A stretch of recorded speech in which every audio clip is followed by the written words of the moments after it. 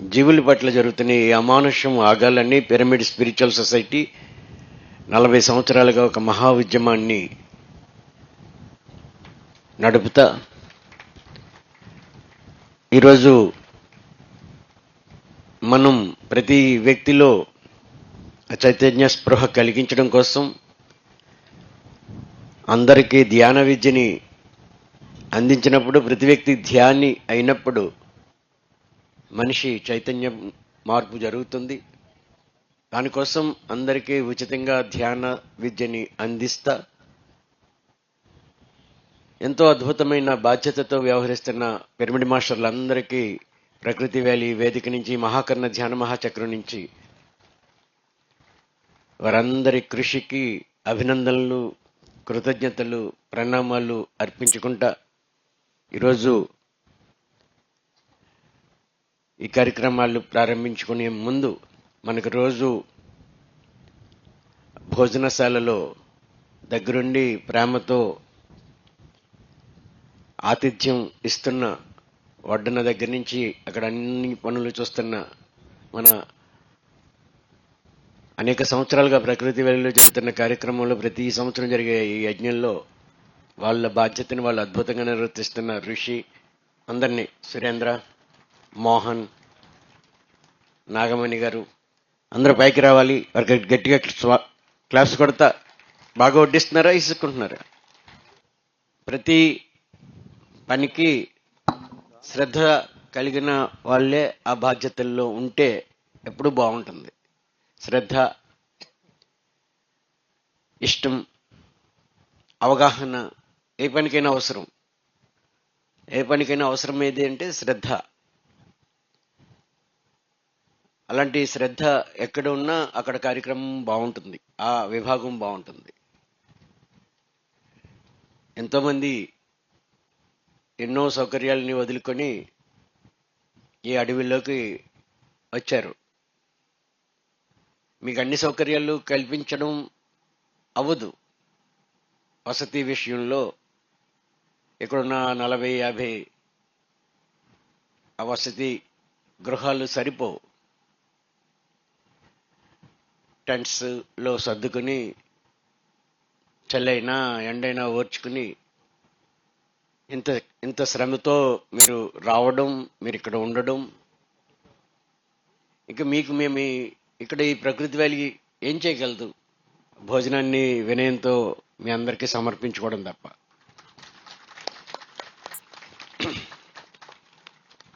ఆ బాధ్యత ఋషికి తెలుసు. నేను మొదటి నుంచి వీళ్ళందరితో ఎప్పుడు మాట్లాడేది అదే, ఆదరంగా, ప్రేమతో, లేదు అని కానీ ఇంకొక మాట కానీ ఉండకుండా, వేరే మాటలు ఏమీ మాట్లాడకుండా అందరికీ తృప్తిగా వడ్డించాలి. ఏదైనా స్పెషల్ చేస్తుంటే అవి డబల్ చేయాలి. 3000 మందికి స్వీట్లు చేయాల్సి వస్తే 6000 మందికి సరిపడే స్వీట్స్ చేయాలి. స్పెషల్ ఏదైనా ఉంటే వంట వాళ్ళకి అదే చెప్తాం, వడ్డించే వాళ్ళకి అదే చెప్తాం. లేదు అనే మాట, అయిపోయిందనే మాట ఇక్కడ రాకూడదు. ఇక్కడేమీ వృధా అవ్వదు. ఒకవేళ ఎక్స్ట్రా ఉంటే ఇంత రోజు మన వాళ్ళు వ్యాన్లో తీసుకెళ్ళి ఏదైనా మిగిలిన పదార్థాలు ఉంటే, ఇక్కడ చాలా పేదవాళ్ళు. ఇక్కడ ఈ ట్రైబ్స్ ఎలా ఉంటారు అంటే మీ ఊహకు అందదు ఎంత వెనకబడి ఉన్నారా అనిపిస్తుంది. పొద్దుటే 6 గంటలకి మొదలు పెడతారు. మనం టీ కాఫీలతో మొదలు పెట్టినట్టు వాళ్ళు మందుతో. ఆడమగ పిల్లలకి ఏమీ ఉండదు. ఆహారం వాళ్ళు తినరు. వీళ్ళు కొండ మీదకి వెళ్ళిపోతున్నప్పుడు చిన్న పిల్లలకు కూడా పూర్వం జీలుగు కళ్ళు ఏవో ఉండి అంట, అవి పట్టేవారు. పడతారట. పడితే ఆ మత్తుగా పిల్లలు పడి ఉంటారు కదా, ఆ చీర ఏదో కట్టేసి ఉయ్యాలలాగా వీళ్ళు కొండ మీదకి పోయి 10 గంటలకో 10 గంటలకో వస్తారు. ఆ మత్తుగా పడి ఉండాలి. అంటే పిల్లప్పటి నుంచి వాళ్ళకి ఈ మత్తు అలవాటు. ఈ పథకాలు, ప్రభుత్వ పథకాల ద్వారా వచ్చేవి ఆ మందుకి. ఇప్పుడన్నీ కాపు సారాలు. ఎవరు 50 సంవత్సరాలు దాటి బతికిన వాళ్ళు కనబడరు. చదువులు సరిగా లేవు. 10th చదివానంటారు, అక్షరం కూడా రాదు. ఎంత వెనకబడి ఉన్నారో. పత్రిజీ అన్నారు, వీళ్ళకి మన ఆహారం వెళ్ళాలి నాయన, మన ఆహారం వాళ్ళు తీసుకుంటే వాళ్ళ హృదయాలు వికసించి మన జ్ఞానాన్ని తీసుకోవడానికి సంసిద్ధం అవుతారు, అంతవరకు వీళ్ళకి ధ్యానం గేనం జాంతన్నయి అన్నారు. అందుకని వీలున్నంతగా ప్రకృతి వ్యాలీల్లో ఈ చుట్టుపక్కల ప్రాంతాల్లో ఎవరు ఆకలితో ఉండకూడదని ఈ ప్రాంతాలకు వచ్చిన అమ్ముకోవడానికి వచ్చిన వాళ్ళు కూడా ఇక్కడ ఏమీ దొరకవు కాబట్టి అందరికీ మేము చెప్తాం. ఈ పక్కన రియల్ ఎస్టేట్ అక్కడికి వచ్చిన వాళ్ళు కానీ, పనులకు వచ్చిన వాళ్ళు కానీ, ఆ ట్రాక్టర్ వాళ్ళు కానీ, ఆ కూలీ నాలి చేసుకోవడానికి వచ్చే వాళ్ళు కానీ ఎవరున్నా ఇక్కడికి వచ్చి భోంచేసి వెళ్ళమనేది మనం చెప్తాం. ముఖ్యంగా ఇక్కడ మాకు పిల్లలు చాలా మంది అలవాటుగా వస్తారు. వాళ్ళకి ఎంత ఇష్టం ప్రకృతి వ్యాలీ అంటే, వాళ్ళకి ఏది అవసరమో అది అడుగుతారు. చాలా రోజులు వాళ్ళు మనల్ని అనుమానించారు. వీళ్ళకి అన్ని అపోహలు ఎక్కువ ఉంటాయి.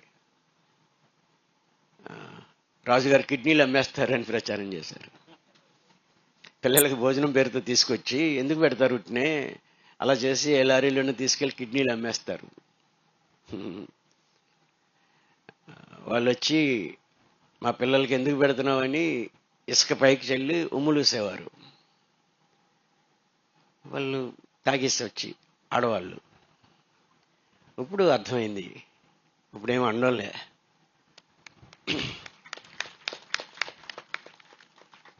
వాళ్ళు ఎంత మంచి వాళ్ళు అంటే, మనం తినిపించినా పిల్లలు తినరు, కానీ మీరు అక్కడ పెట్టండి చిన్న పిల్లలు మీరు చూస్తున్నారేమో, వాళ్ళంతా ఆప్యాయంగా తింటారు.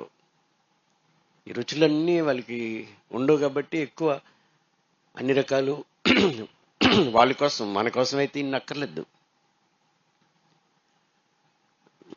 వాళ్ళకి అన్ని రుచులు తెలియాలి, వాళ్ళకి శాకాహారంలో ఇన్ని బాగా ఉన్నాయి, అన్ని కావాలి. వాళ్ళకి నూడిల్స్ అంటే చచ్చిపోతారు, రోటీ అంటే ఎంత ఇష్టమో. ఇలాంటి పాపం వాళ్ళకి ఎంతో ఇష్టం. అవి బాగా చూసి పెట్టమని అనుకుంటాం. 10 రోజుల కార్యక్రమం తర్వాత వాళ్ళకి తెలియదు ఇది అయిపోయిందని. రేపు 11వ తారీఖు అయిపోయిన తర్వాత 12వ తారీఖు సాయంత్రం అక్కడికి వచ్చి నుంచి కనిపిస్తూ ఉంటారు. నిన్న అరకు నుంచి రాత్రి 11 గంటలకి చూస్తే ఎక్కడి నుంచి వచ్చారు నాయన అంటే అరకు నుంచి వచ్చామన్నారు. అరకు ఇక్కడికి 45-50 కిలోమీటర్లు. దేనికే వచ్చారా కార్యక్రమానికి అంటే, అవును. మీకు ఎలా తెలిసిందంటే ఇక్కడ ప్రతి సంవత్సరం ఇక్కడ భోజనాలు పెడతారని అంటున్నారు. 30 కిలోమీటర్ల దూరం నుంచి 3-4 కొండలు దిగి నడిచి వస్తారు భోజనం కోసం సాయంత్రం.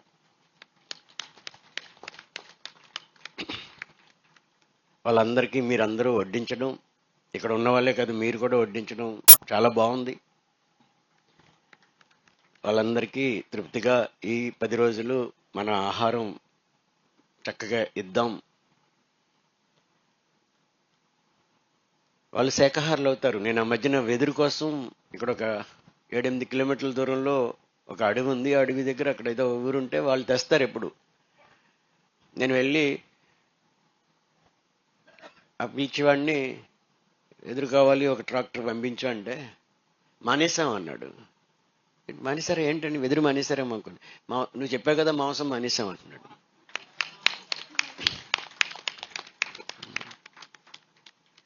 ఇక్కడ చెప్పడం విన్నాడంట, అందుకని మానేశాడు. ఈ ఈ ఈ వీళ్ళు శాకాహారులు అవుతారు, అవ్వాలి. నేను వచ్చిన కొత్తలో నాటుగన్లు అందరి దగ్గర ఉండేవి, మరి ఎక్కడ ఉపయోగిస్తున్నారు కానీ ఇక్కడ ఎక్కడ ఆ తుపాకు చప్పుడు వినబడితే వెంటనే నేను వెళ్తాను. ఆ ఒక్క విషయంలో మాత్రం మీరు ఎక్కడైనా ఇవి వాడినట్టుంటే మాత్రం బాగోదు, వద్దు అని వాళ్ళకి చెప్పే విధంగా చెప్పడం జరుగుతుంది. ఎన్నో కుందేళ్ళు ఇక్కడ ఆడుకుంటూ ఉండేవి, అవన్నీ తినేశారు, కనపడడం లేదు. ఇది చాలా వెనుకబడిన గిరిజనులు ఉంటున్నారు. ఇది ప్లెయిన్ ఏరియా, ఇదేమి గిరిజన యాక్ట్లో ఉన్న భూములు కాదు ఇవి. కానీ వీళ్ళు అక్కడికంటే వెనకబడి ఉన్నారు, చాలా వెనకబడి ఉన్నారు. వీళ్ళ దగ్గర అన్నీ ఉన్నాయి, సెల్ ఫోన్లు ఉన్నాయి, ఏదో అమ్మ ఒడి, తాత తడి, ఏదో ఒడో ఏదో ఉన్నాయి కదా ఆ పథకాల్లో వచ్చి డబ్బుతో. ఆ డబ్బులతోటి అన్ని కొనుక్కున్నారు. మోటార్ సైకిళ్ళు ఉన్నాయి, కలర్ టీవీలు ఉన్నాయి. కానీ ఆ భోజనం వండుకు తినడం ఉండదు. ఏదైనా పండుగ ఏదైతే ఆవునో గేదెనో కోసుకుని ఊరంతా తినేస్తారు. ఎవరైనా చనిపోతే, చనిపోయినా పుట్టిన అన్నిటికీ వాళ్ళు సెలబ్రేషనే. ఎప్పుడు బాగుంటారు. తాగి గొడవలు చేయరు, ఎవరి మీద కంప్లైంట్లు చేయరు, చాలా బాగుంటారు. ఈ ఒక్క అలవాటు మారాలి. వాళ్ళకి ధ్యానం నేర్పితే అవుతుంది. మీరందరూ కూడా ఖాళీ ఉన్నప్పుడు వచ్చి ఆ గ్రామాల్లోకి వెళ్ళి వాళ్ళకి మనం ధ్యానం చెప్పాలి. ఇది అల్లూరు సీతారామరాజు జిల్లా. బ్రిటిష్ వాళ్ళని గడగడలాడించిన గడ్డ ఈ అల్లూరి సీతారామరాజు జిల్లాలో ఆ విప్లవం, శాకాహార విప్లవం, ధ్యాన విప్లవం, మొత్తం మన్యసీమ అంతా జరగడానికి మీ అందరూ సహకరించాలి. ఆ సీతారామరాజు స్ఫూర్తితో, పత్రిజీ యొక్క లక్ష్యంతో వాళ్ళందరినీ చేరదాం. వాళ్ళు చాలా ప్లెయిన్. ఒక్కరు మారితే గ్రామం అంతా మారిపోతుంది. మనలాగా ప్రతి మనిషి అక్కర్లే, ఒకరో ఇద్దరో మారితే గ్రామం మారిపోతుంది. ఇక్కడ మత ప్రచారాలు అలాగే జరుగుతాయి. ఎవరో ఇద్దరిని పట్టుకుంటారు, వాళ్ళకి 5 కేజీలు 10 కేజీలు బియ్యం ఇస్తారు. ఆదివారం అయితే 2 వ్యాన్లు వచ్చేవి. గతంలో మనం రాకముందు మైకులు పట్టుకుని ఒక వ్యాన్లో 5 కేజీలు 10 కేజీలు రైస్ మూటలు దిగేవి. ఇంకో వ్యాన్లో డప్పులు వేసుకుని దిగేవారు. వీళ్ళ అమాయకులు ఆ బియ్యం కోసం వచ్చేవారు, వాళ్ళని కూర్చోబెట్టి అదేదో చేసేవారు, ప్రార్థన అనేవారు, అది అనేవారు, ఇది అనేవారు, చర్చలు. మనం వాటికి వ్యతిరేకంగా పోరాడడం లేదు, కానీ ఆ అవేర్నెస్ వీళ్ళకి కల్పించడానికి మన ప్రయత్నం మనం చేస్తున్నాం. ఇక్కడ ఉన్న ప్రతి చోట ఒక రామాలయం రావాలి. ఎక్కడైతే ఆలయం ఉందో అక్కడ మత మార్పులు లేవు. ఈ పక్కన ఒక భీమవరం ఉంది, అక్కడ చక్కటి ఆలయం ఉంది, అక్కడ వాళ్ళంతా చక్కగా ఉన్నారు. మత మార్పులు, అన్య మతాలు ఇక్కడ లేవు. కానీ మిగిలిన అన్ని ఎందుకు రాష్ట్రం అంతా కూడా ఒక పార్టీకి వస్తే కేవలం 11 సీట్లు మాత్రమే ఈ రాష్ట్రాల్లో గెలిస్తే, అందులో 6 ఎన్నో ఈ మన్యసీమలోనే. మన ప్రభుత్వం రావాలి, మన ప్రభుత్వం రావాలని అదేదో ప్రభుత్వం అప్పుడు అదేదో నల్ల బుక్ పట్టుకుని తిరుగుతారు కాబట్టి వాళ్ళకి ఓటేయాలనుకుని ఇక్కడ వాళ్ళు అందరూ ఓటేశారు. వాళ్ళు ఓటేసింది దేనికోసం అంటే మన ప్రభుత్వం.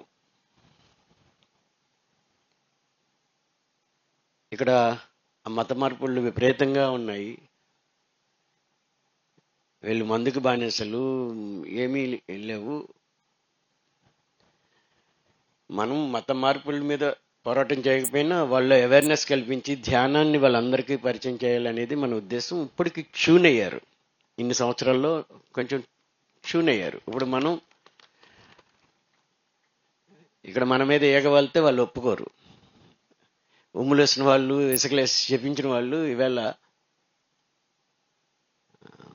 ప్రకృతి వ్యాలీ అంటే ఇది మనది అనే భావనకు వచ్చారు. వాళ్ళకి అభిమానం. ఒకసారి వాళ్ళు నమ్మితే ఇంకా పర్వాలేదు. ట్యూన్ అయ్యారు కాబట్టి నెమ్మదిగా మనం మళ్ళీ సంవత్సరానికల్లా మొత్తం ఈ చుట్టుపక్కల ప్రాంతాల వాళ్ళు ఎక్కువ మనతో పాటు కూర్చొని ధ్యానం చేసేలాగా చేద్దాం. ఇప్పుడు రాత్రులు డ్యాన్సులకు వస్తున్నారు, పగలు కూడా మన ధ్యానంలో 5 గంటల నుంచి 8 గంటల వరకు వాళ్ళు ధ్యానం చేసేలాగా వచ్చే సంవత్సరానికి మనం తయారు చేద్దాం. రేపు మార్చి 6వ తేదీన ఒక 18 రోజులు పత్రిజీ శంఖారావం పేరుతో ఇంటింటికి ధ్యానాన్ని, అహింస ధర్మాన్ని తీసుకెళ్లే ఒక మహా ఉద్యమాన్ని మరో విడత మనం చేద్దాం. మీరందరూ రావాలి. మార్చి 6 ఉదయం 9:06 ప్రకృతి వ్యాలీ నుంచి బయలుదేరి కనీసం 1000కి తగ్గకుండా ఒక మహాపాదయాత్రని ఇంటింటికి తీసుకుని వెళ్ళి వీళ్ళందరిలో అవేర్నెస్ని కల్పిస్తా మనం విజయనగరం వైపు వెళ్దాం. ఇలా మీరందరూ రావాలి. ఎంతమంది వస్తారు ఒకసారి చేతులు ఎత్తాలి. మిగిలిన వాళ్ళు వింటున్న అందరూ చేతులు ఎత్తాలి. టీవీ మన పిఎంసి ఛానల్ చూస్తున్న వారు అందరూ చేతులు ఎత్తాలి. పిఎంసి ఛానల్ చూస్తున్న వాళ్ళు అందరూ రావాలి. యావత్ పిరమిడ్ ప్రపంచం ఈ మహాకరుణ పత్రిజీ శంఖారావంలో పాల్గొని ఉభయ రాష్ట్రాల్లో ఒక వినూత్నమైన పద్ధతిలో అందరి హృదయాల్ని, అందరి మనుషుల్ని చైతన్యవంతం చేయడం కోసం ఒక మహా ఉద్యమాన్ని చేద్దామా? దానికి అందరూ రావాలని కోరతా. మీరందరూ 11వ తారీఖు ధ్యానం అయ్యే వరకు ఉండాలని మిమ్మల్ని ప్రార్థిస్తా. వెళ్ళిపోవద్దు. ఇంకా వచ్చే వాళ్ళందరూ కూడా రావాలని మీ అందరినీ కోరతా. ఎలా ఉంది ప్రకృతి వ్యాలీ?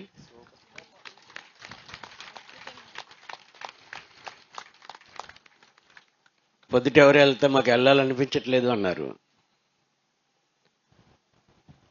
ఉండాలనిపిస్తుంది అన్నారు. ఉండాలనిపించినప్పుడు రావడం, ఉండడం మన బాధ్యత మనం నిర్వర్తించడం. ఇంటికి వెళ్ళి ఇంటి దగ్గర చేయవలసిన పనులు చేయాలి.